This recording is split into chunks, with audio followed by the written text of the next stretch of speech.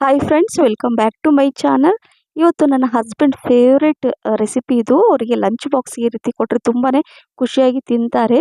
ಈ ಚಟ್ನಿ ಪುಡಿ ಮತ್ತು ಈ ಪರೋಟ ತುಂಬ ರುಚಿಯಾಗಿರುತ್ತೆ. ಅಥವಾ ನೀವು ಎಲ್ಲಾದರೂ ಹೊರಗಡೆ ಪಿಕ್ನಿಕ್ ಟೂರ್ ಅಂತ ಹೋಗ್ತಾ ಇದ್ರು ಕೂಡ ಇದನ್ನು ನೀವು ಮಾಡಿ ತೊಗೊಂಡು ಹೋಗ್ಬೋದು. 2 ದಿನ ಇಟ್ಟರು ಕೂಡ ಹಾಳಾಗಲ್ಲ. ಚಟ್ನಿ ಪುಡಿ ಮಾತ್ರ 1 ವಾರಗಟ್ಟಲೆ ನೀವು ಜಾಸ್ತಿ ಕೂಡ ಇಡ್ಬೋದು. ಸೊ ಈ ಪರೋಟ ಜೊತೆ ಈ ಚಟ್ನಿ ಪುಡಿ ತುಪ್ಪ ಹಾಕ್ಕೊಂಡು ತಿಂತಾ ಇದ್ರೆ ಎಂಥ ರುಚಿ ಅಂತೀರಾ, ತುಂಬಾ ರುಚಿಯಾಗಿರುತ್ತೆ. ಹಾಗೆ ಇದನ್ನ ಉಪ್ಪಿನಕಾಯಿ ಜೊತೆ ಕೂಡ ತಿನ್ಬೋದು. ಇದು ಮಾವಿನಕಾಯಿ ಉಪ್ಪಿನಕಾಯಿ. ಆಲ್ರೆಡಿ ಇದರ ವಿಡಿಯೋ ನಾನು ಶೇರ್ ಮಾಡಿದ್ದೀನಿ. ನೋಡಿಲ್ಲ ಅಂದರೆ ಈ ಮಾವಿನಕಾಯಿ ಉಪ್ಪಿನಕಾಯಿ ಲಿಂಕ್ ಬೇಕಾದರೆ ಲಿಂಕ್ ಅಂತ ಕಮೆಂಟ್ಸಲ್ಲಿ ಹೇಳಿ, ನಾನು ಲಿಂಕ್ ಕೂಡ ಶೇರ್ ಮಾಡ್ತೀನಿ.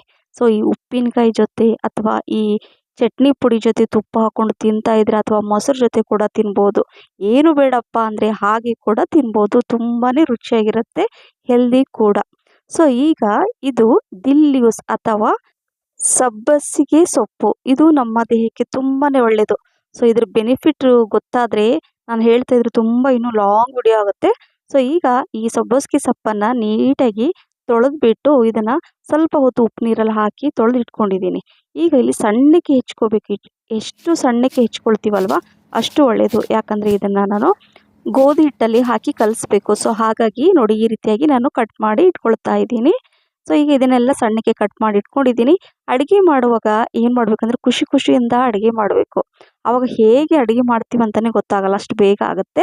2 ಕಪ್ಪಷ್ಟು ಗೋಧಿ ಹಿಟ್ಟು, 4ರಿಂದ 5 ಟೀ ಸ್ಪೂನಷ್ಟು ಕಡಲೆ ಹಿಟ್ಟು, ಸ್ವಲ್ಪ ಅರಿಶಿಣ, ಅರ್ಧ ಟೀ ಸ್ಪೂನಷ್ಟು ಹುರಿದು ಪುಡಿ ಮಾಡಿದ ಜೀರಿಗೆ ಪುಡಿ, 1 ಟೀ ಸ್ಪೂನಷ್ಟು ಹುರಿದು ಪುಡಿ ಮಾಡಿದ ಧನಿಯಾ ಪುಡಿ, ಹಾಗೆ 2 ಟೀ ಸ್ಪೂನಷ್ಟು ಶುಂಠಿ ಮತ್ತು ಹಸಿಮೆಣಸಿನಕಾಯಿ ಪೇಸ್ಟ್ ಮಾಡಿಟ್ಕೊಂಡಿದ್ದೆ, ಅದನ್ನು ಹಾಕ್ಕೊಂಡಿದ್ದೀನಿ. ಅರ್ಧ ಟೀ ಸ್ಪೂನಷ್ಟು ಅಜ್ವಾಯಿನ್, ರುಚಿಗೆ ತಕ್ಕಷ್ಟು ಉಪ್ಪು, ಹಾಗೆ ಬಿಳಿ ಎಳ್ಳು 2 ಟೀ ಸ್ಪೂನಷ್ಟು ಹಾಕೊಳ್ತಾ ಇದ್ದೀನಿ.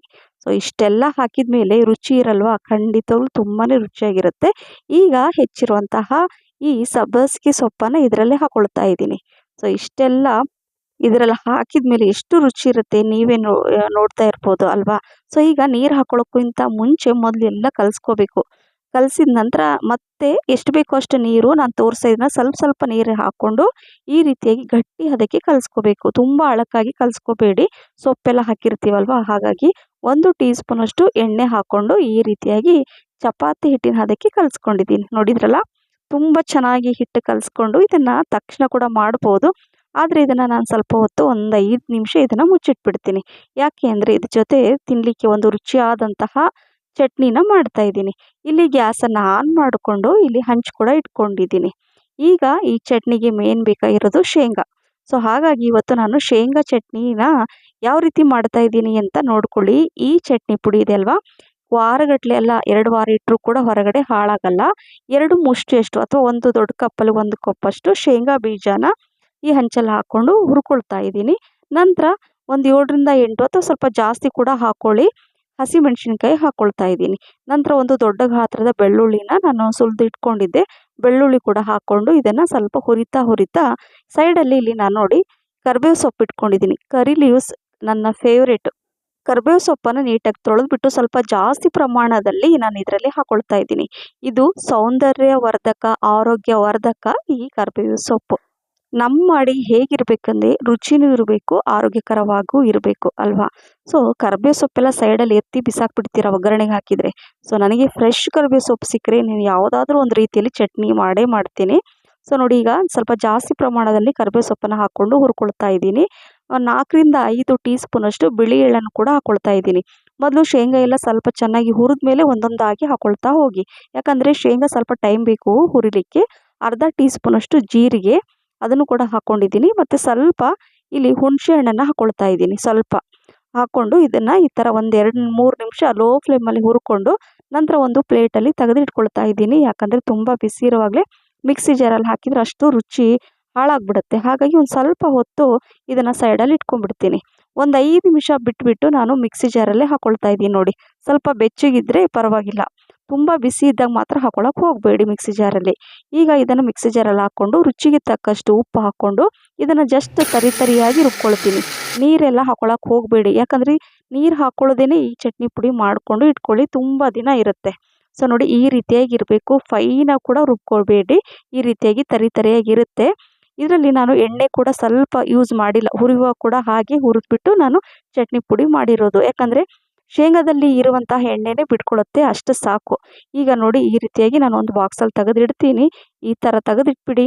ಕೆಲವೊಂದು ಸಲ ಏನಾದರೂ ಅಡುಗೆ ಮಾಡೋಕ್ಕೆ ಬೇಜಾರಾದರೆ ಈ ಒಂದು ಚಟ್ನಿ ಪುಡಿ ಇದ್ಬಿಟ್ರೆ ಸಾಕು, ಹೊಟ್ಟೆ ತುಂಬ ಊಟ ಮಾಡಬಹುದು. ಸೊ ಈ ರೀತಿ ನೋಡಿ ಈ ಥರ ಕವರ್ ಮಾಡಿ ಇಟ್ಬಿಡಿ, ಹಾಳಾಗೋದೇ ಇಲ್ಲ. ಈ ಚಟ್ನಿ ಪುಡಿ ಈಗ ಸೈಡಲ್ಲಿ ಇಟ್ಕೊಂಡು ಹಿಟ್ಟು ಕೂಡ ಸ್ವಲ್ಪ ಹೊತ್ತು ಒಂದು 5 ನಿಮಿಷ ರೆಸ್ಟಲ್ಲಿ ಇಟ್ಟಿದ್ದೆ ಅಲ್ವಾ, ಸೊ ಅದು ಕೂಡ ತುಂಬ ಚೆನ್ನಾಗಿ ಅದು ಆಗಿದೆ. ಈಗ ಏನು ಮಾಡಬೇಕಂದ್ರೆ ಹಂಚನ್ನು ನಾನು ಅಂದರೆ ಗ್ಯಾಸನ್ನು ಆನ್ ಮಾಡಿಬಿಟ್ಟು ಹಂಚಿಟ್ಕೊಳ್ತಾ ಇದ್ದೀನಿ. ಹಂಚು ಬಿಸಿ ಆಗೋದ್ರೊಳಗೆ ಇಲ್ಲಿ ನಾನು ಈ ಪರೋಟ, ಈ ಸಬ್ಬಸಿಗೆ ಸೊಪ್ಪಿನ ಪರೋಟ ನಾನು ಮಾಡ್ಕೊಳ್ತಾ ಇದ್ದೀನಿ. ಸ್ವಲ್ಪ ಜಾಸ್ತಿ ಪ್ರಮಾಣದಲ್ಲಿ ಹಿಟ್ಟನ್ನು ತೊಗೊಂಬಿಟ್ಟು ಒಣ ಹಿಟ್ಟು ಕೂಡ ಹಾಕ್ಕೊಳ್ತಾ ಇದ್ದೀನಿ ನೋಡಿ. ಹಾಕ್ಕೊಂಡು ಈ ಥರ ಚಪಾತಿ ನೀವು ಯಾವ ಥರ ಉದ್ಕೊಳ್ತೀರಲ್ಲ ಅದೇ ರೀತಿಯಾಗಿ ಉದ್ಕೊಳ್ಳಿ. ಆದರೆ ಇಲ್ಲಿ ನಾನು ಒಂದು ಸಲ ತ್ರಿಕೋನ ಆಕಾರದಲ್ಲಿ ಮಾಡೋಣ ಅಂತ, ಸ್ವಲ್ಪ ಡಿಫ್ರೆಂಟಾಗಿ ಇರಲಿ ನೋಡ್ಲಿಕ್ಕೆ ಕೂಡ, ಮತ್ತು ರುಚಿನೂ ಚೆನ್ನಾಗಿರುತ್ತೆ. ಏನಂದರೆ ನಾವು ಮಾಡೋ ಅಡುಗೆ ಸ್ವಲ್ಪ ನೋಡ್ಲಿಕ್ಕೆ ಕೂಡ ಚೆನ್ನಾಗಿ ಕಾಣಿಸ್ಬೇಕು ಕಣ್ಣಿಗೆ, ರುಚಿ ಕೂಡ ಇದ್ದೇ ಇರುತ್ತೆ. ಸೊ ಹಾಗಾಗಿ ಎರಡೂ ಇರಬೇಕು, ನೋಡಲಿಕ್ಕೂ ಸುಂದರವಾಗಿರಬೇಕು, ರುಚಿ ಕೂಡ ಇರಬೇಕು. ಸೊ ಈಗ ಸ್ವಲ್ಪ ಒಣ ಹಿಟ್ಟನ್ನು ಹಾಕ್ಕೊಂಡು ನೋಡಿದ್ರಲ್ಲಿ ಫಸ್ಟ್ ಎಣ್ಣೆ ಹಾಕ್ಕೊಂಡು ಸ್ವಲ್ಪ ಫೋಲ್ಡ್ ಮಾಡ್ಕೊಂಡಿದ್ದೀನಿ ನಾನು. ನಂತರ ಈ ಥರ ಸ್ವಲ್ಪ ಈ ಥರ ಉದ್ಕೋಬೇಕು ತ್ರಿಕೋನ ಆಕಾರದಲ್ಲಿ.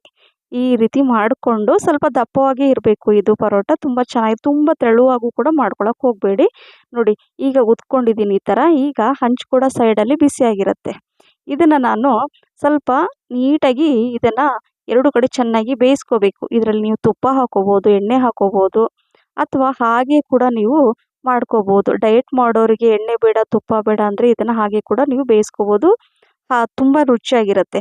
ಅದನ್ನು ನಾನು ಬೇಯಿಸ್ತಾ ಅದೇ ರೀತಿಯಾಗಿ ಇನ್ನೊಂದು ಉದ್ಕೊಳ್ತಾ ಇದ್ದೀನಿ ನೋಡಿ. ಬೇಗ ಆಗಿಬಿಡುತ್ತೆ. ಈ ಥರ ಸ್ವಲ್ಪ ಉದ್ಕೊಂಡು ಮತ್ತೆ ಅದರಲ್ಲಿ ಎಣ್ಣೆ ಹಾಕ್ಕೊಂಡು ಫೋಲ್ಡ್ ಮಾಡಿಕೊಂಡು ಈ ಥರ ತ್ರಿಕೋನಾಕಾರದಲ್ಲಿ ನಾನು ಆ ಕಡೆ ಉದ್ಕೊಳ್ತಾ ಇರ್ತೀನಿ, ಹಾಗೆ ಈ ಕಡೆ ಬೇಯಿಸ್ಕೊಳ್ತಾನೆ ಇರ್ತೀನಿ. ಸೊ ಫಟಾಫಟ ಬೇಗ ಆಗಿಬಿಡುತ್ತೆ ಅಂತ ಇಲ್ಲಿ ನಾನು ಸ್ವಲ್ಪ ಎಣ್ಣೆ ಕೂಡ ಹಾಕ್ಕೊಳ್ತಾ ಇದ್ದೀನಿ. ನೋಡಿ ಎಷ್ಟು ಚೆನ್ನಾಗಿ ರುಚಿ ಇರುತ್ತಂದರೆ, ಕೆಲವೊಂದು ಸಲ ಸೊಪ್ಪು ಹಾಗೆ ಪಲ್ಯ ಗಿಲ್ಲೆ ಕೊಟ್ಟರೆ ಮಕ್ಕಳು ಕೂಡ ತಿನ್ನಲ್ಲ. ಈ ರೀತಿ ಮಾಡಿದರೆ ಚಿಕ್ಕವರಿಂದ ಹಿಡಿದು ದೊಡ್ಡವರೆಲ್ಲರ ಫೇವ್ರೆಟ್ ರೆಸಿಪಿ ಆಗುತ್ತೆ. ಇಷ್ಟಪಟ್ಟು ತಿಂತಾರೆ. ಸೊಪ್ಪು ತಿನ್ನಲ್ಲ ಅಂದರೂ ಕೂಡ ಇಷ್ಟಪಟ್ಟು ತಿನ್ನೋದಂತೂ ಗ್ಯಾರಂಟಿ. ನೋಡಿದ್ರಲ್ಲ, ಇದೇ ರೀತಿಯಾಗಿ ನಾನು ಎಲ್ಲ ಪರೋಟ ಮಾಡಿಬಿಟ್ಟು ಇಟ್ಕೊಳ್ತಾ ಇದ್ದೀನಿ. ಫ್ರೆಂಡ್ಸ್, ರಿಯಲಿ ಇದು ಮಕ್ಕಳು ಹೆಚ್ಚಾಗಿ ಸಬ್ಬಸಿಗೆ ಸೊಪ್ಪು ತಿನ್ನಲ್ಲ, ಬಟ್ ನಾನು ಇದನ್ನು ಮಾಡಿದ್ನಲ್ಲ ತುಂಬ ರುಚಿಯಾಗಿದೆ, ಇದೇ ರೀತಿ ಮಾಡು ಅಂತ ಕೇಳಿದರು. ಸೊ ಇದು ಹಸ್ಬೆಂಡ್ ಲಂಚ್ ಬಾಕ್ಸಿಗೂ ಆಯಿತು, ಮಕ್ಕಳು ಕೂಡ ಇಷ್ಟಪಟ್ಟು ತಿಂದರು. ಸೊ ನೋಡಿ ಇಷ್ಟೆಲ್ಲ ಈ ಪರೋಟ ರೆಡಿಯಾಗಿದೆ. ಇದು ಏನಂದರೆ ಬಿಸಿ ಇದ್ರೂ ಅಷ್ಟೇ ರುಚಿ ಇರುತ್ತೆ, ತಣ್ಣಗಾದರೂ ಕೂಡ ಅಷ್ಟೇ ಸಾಫ್ಟ್, ಅಷ್ಟೇ ರುಚಿಯಾಗಿರುತ್ತೆ. ನೋಡಿ ಎಷ್ಟು ಚೆನ್ನಾಗಿದೆ, ಸಾಫ್ಟಾಗಿದೆ. ಸೊ ಹಾಗಾಗಿ ಮಿಸ್ ಮಾಡಿದೆ, ನೀವು ಒಮ್ಮೆ ಇದನ್ನು ಮಾಡಿ. ಈ ಪರೋಟ ಎಲ್ಲ ನಾನು ಮಾಡಿ ಇಟ್ಕೊಂಡಿದ್ದೀನಿ. ಇದು ಹಸ್ಬೆಂಡ್ ಲಂಚ್ ಬಾಕ್ಸಿಗೆ ನಾನು ಕೊಟ್ಟೆ. ಅವ್ರಿಗಂತೂ ತುಂಬಾ ಖುಷಿ ಆಗುತ್ತೆ ಈ ರೀತಿ ಅಡುಗೆ ಮಾಡಿದರೆ ಅವರಿಗೆ. ಸೊ ಈಗ ನೋಡಿ ಈ ರೀತಿಯಾಗಿ ಬಾಕ್ಸಲ್ಲಿ ಹಾಕಿಬಿಟ್ಟು ಏನಂದರೆ ಆ ಚಟ್ನಿ ಪುಡಿ ಇದೆ ಅಲ್ವಾ, ಸೊ ಅದನ್ನು ನಾವು ಚಿಕ್ಕ ಡಬ್ಬಿಯಲ್ಲಿ ಈ ಥರ ಹಾಕಿ ಅದರಲ್ಲಿ ತುಪ್ಪ ಕೂಡ ಹಾಕಬೇಕು. ಇದರಲ್ಲಿ ಪ್ಲಸ್ ಪಾಯಿಂಟ್ ಏನಂದರೆ ಈ ಚಟ್ನಿ ಪುಡಿಯಲ್ಲಿ ತುಪ್ಪ ಹಾಕ್ಬಿಟ್ರಂತೂ ಆಹಾ ಎಂಥ ರುಚಿ ಅಂತೀರಾ. ಸೊ ಈ ಥರ ನೋಡಿ 2 ಟೀ ಸ್ಪೂನಷ್ಟು ತುಪ್ಪ ಹಾಕ್ಕೊಂಡು ಈ ಥರ ನಾನು ಬಾಕ್ಸಲ್ಲಿಟ್ಟು ಕ್ಲೋಸ್ ಮಾಡ್ತಾ ಇದ್ದೀನಿ. ಮತ್ತು ಉಪ್ಪಿನಕಾಯಿಂದನೂ ತಿನ್ಬೋದು ಅಂತ ಹೇಳಿದೆ ಅಲ್ವಾ. ಸೊ ಹಸ್ಬೆಂಡಿಗೆ ಅಷ್ಟು ಉಪ್ಪಿನಕಾಯಿ ಅವರು ಆಫೀಸಲ್ಲೆಲ್ಲ ತಿನ್ನೋಕ್ಕೆ ಇಷ್ಟಪಡಲ್ಲ. ಸೊ ಹಾಗಾಗಿ ಮೊಸರು ಹಾಕಿದ್ದೀನಿ. ಸೊ ಮೊಸರು ಜೊತೆ ಕೂಡ ಇದು ತುಂಬ ಚೆನ್ನಾಗಿರುತ್ತೆ. ಸೊ ಹಸ್ಬೆಂಡ್ ಲಂಚ್ ಬಾಕ್ಸಿಗೆ ಕೂಡ ಇದು ರೆಡಿ ಆಯಿತು. ಹಾಗೆ ಇದನ್ನು ನಾನು ಬೆಳಗ್ಗೆ ಬ್ರೇಕ್ಫಾಸ್ಟ್ ಕೂಡ ತಿಂದೆ, ಎಲ್ಲರಿಗೂ ಇಷ್ಟ ಆಯಿತು. ಈ ಚಟ್ನಿ ಪುಡಿ ಜೊತೆ ಈ ಥರ ತುಪ್ಪ ಹಾಕ್ಕೊಂಡು. ಮತ್ತು ನಾನು ಹೇಳಿದೆ ಈ ಉಪ್ಪಿನಕಾಯಿ ಲಿಂಕ್ ಬೇಕಾದರೆ ನೀವು ಕಮೆಂಟ್ಸಲ್ಲಿ ಲಿಂಕ್ ಅಂತ ಹಾಕಿ. ತುಂಬ ರುಚಿಯಾದಂತಹ ಈ ಮ್ಯಾಂಗೋ ಪಿಕ್ಕಲ್, ಮಾವಿನಕಾಯಿ ಉಪ್ಪಿನಕಾಯಿ, ಇದು ಮಕ್ಕಳಿಗೆ ಈ ಥರ ನಾನು ಕೊಟ್ಟರೆ ಇದನ್ನು, ಈ ಉಪ್ಪಿನಕಾಯಿ ಯಾವ ರೀತಿ ಇದೆ ಅಂದರೆ ಬಿಸಿ ಬಿಸಿ ಅನ್ನ ಕೂಡ ಹಾಕ್ಕೊಂಡು ತಿನ್ಬೋದು, ಅಥವಾ ಚಪಾತಿ, ರೊಟ್ಟಿ ಎಲ್ಲದಕ್ಕೂ ಪರ್ಫೆಕ್ಟ್ ಅಂತ ಹೇಳ್ಬೋದು. ಈ ಚಟ್ನಿ ಜೊತೆ ಈ ಪರೋಟ ತುಂಬಾ ರುಚಿಯಾಗಿರುತ್ತೆ. ಮಿಸ್ ಮಾಡದೆ ಮಾಡಿ. ಈ ರೆಸಿಪಿ ನಿಮಗೆ ಇಷ್ಟ ಆಗಿದೆ ಅಂತ ಅಂದ್ಕೊಂಡಿದ್ದೀನಿ ಫ್ರೆಂಡ್ಸ್. ಇಷ್ಟ ಆಗಿದ್ದರೆ ಲೈಕ್, ಶೇರ್, ಕಮೆಂಟ್ಸ್ ಮತ್ತು ಸಬ್ಸ್ಕ್ರೈಬ್ ಮಾಡಿ. ನಿಮ್ಮ ಫ್ರೆಂಡ್ಸ್ ಮತ್ತು ಫ್ಯಾಮಿಲಿ ಕೂಡ ಶೇರ್ ಮಾಡಿ. ಹಾಗೆ ನನ್ನ ಫೇಸ್ಬುಕ್ ಪೇಜ್ ಫಾಲೋ ಮಾಡೋದನ್ನು ಕೂಡ ಮರಿಬೇಡಿ. ಮತ್ತೆ ಇನ್ನೊಂದು ಹೊಸ ರೆಸಿಪಿ ಜೊತೆ ಸಿಗ್ತೀನಿ. ಅಲ್ಲಿವರೆಗೂ thank you for watching. Bye, take care.